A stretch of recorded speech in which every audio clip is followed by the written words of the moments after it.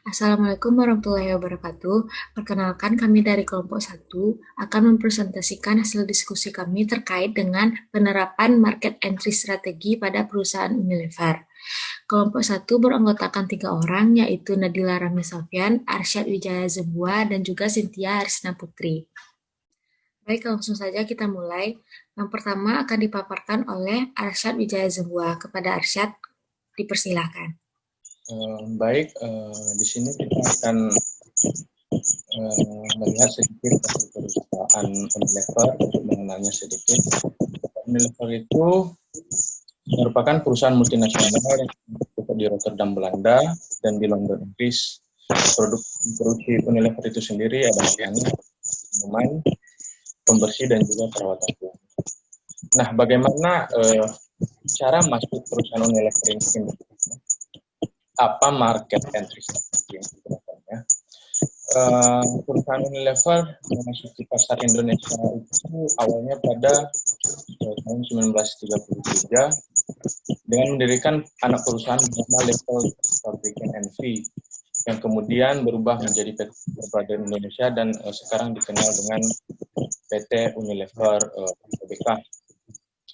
Nah, berdasarkan konfirmasinya ini tentu entry strategi yang digunakan oleh ini adalah strategi FDI yang dimana itu fully on subsidiary mendirikan anak perusahaan di Indonesia. Perusahaan sendiri perusahaan Unilever itu menggunakan bahan baku lokal dari Indonesia dan menjualnya juga di pasar-pasar lokal. Dan untuk sumber daya manusianya sendiri itu menggunakan karyawan-karyawan lokal dari Indonesia.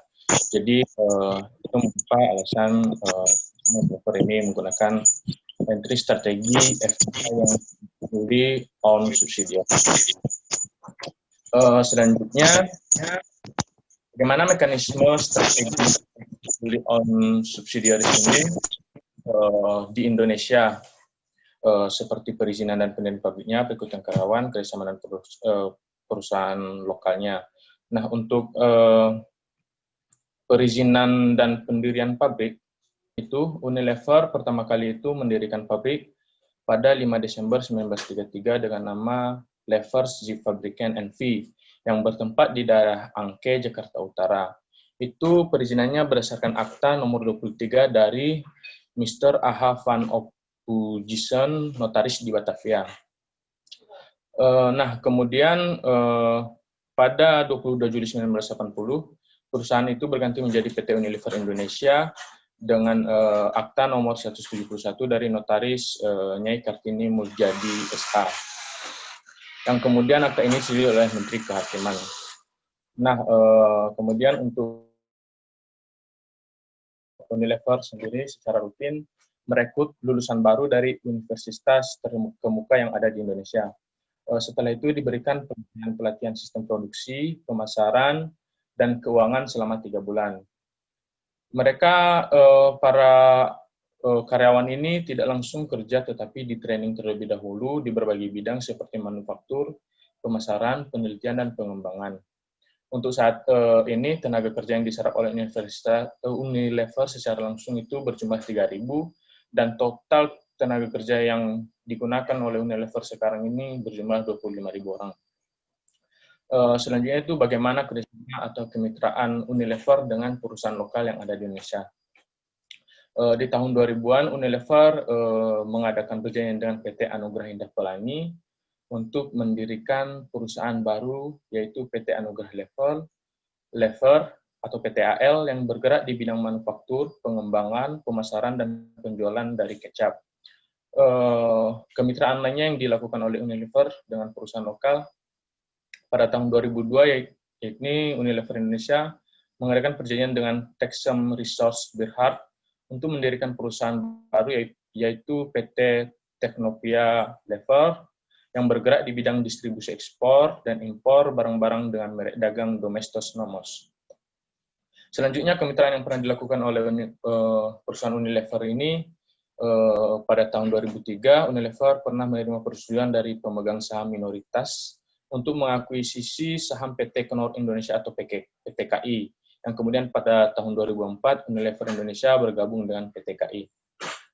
Mungkin itu saja mekanisme strategi masuk Unilever ke Indonesia. Selanjutnya akan dijelasin oleh Tia. Oke, selanjutnya dipersilakan kepada Cynthia Harisna Putri untuk melanjutkan pemaparan materinya.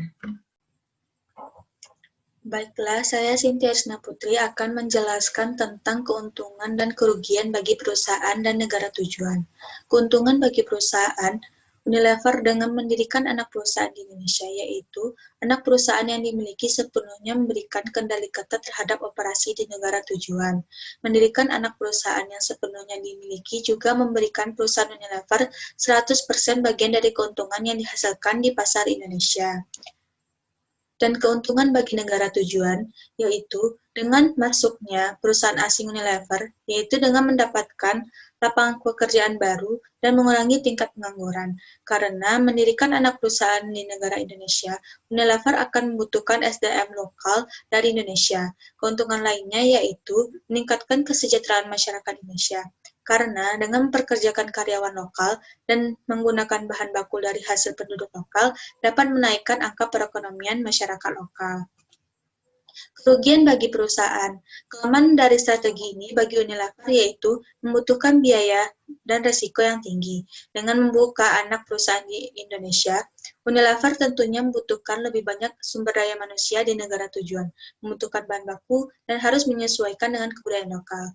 Sedangkan kerugian bagi negara tujuan, yaitu dengan masuknya perusahaan asing Unilever, akan menaikkan tingkat risiko persaingan bagi perusahaan lokal sejenis yang ada di Indonesia.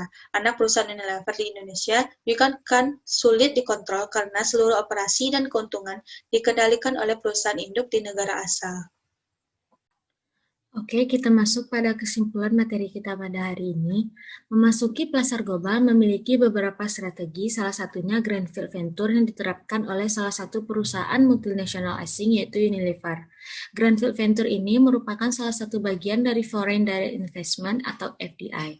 Strategi ini adalah salah satu cara untuk memasuki pasar internasional dengan membentuk sebuah anak perusahaan yang dimiliki sepenuhnya. Untuk mendirikan anak perusahaan pada suatu negara asing memiliki mekanisme diantaranya perizinan dan pendirian pabrik, perekrutan karyawan, dan kerjasama dengan perusahaan lokal. Selain itu, dalam penerapan strategi ini memiliki keuntungan dan kerugian bagi perusahaan di negara tujuan. Sekian pemaparan materi dan juga diskusi kita pada hari ini. Semoga bermanfaat. Terima kasih atas perhatiannya. Maaf apabila ada kesalahan. Saya tutup. Assalamualaikum warahmatullahi wabarakatuh.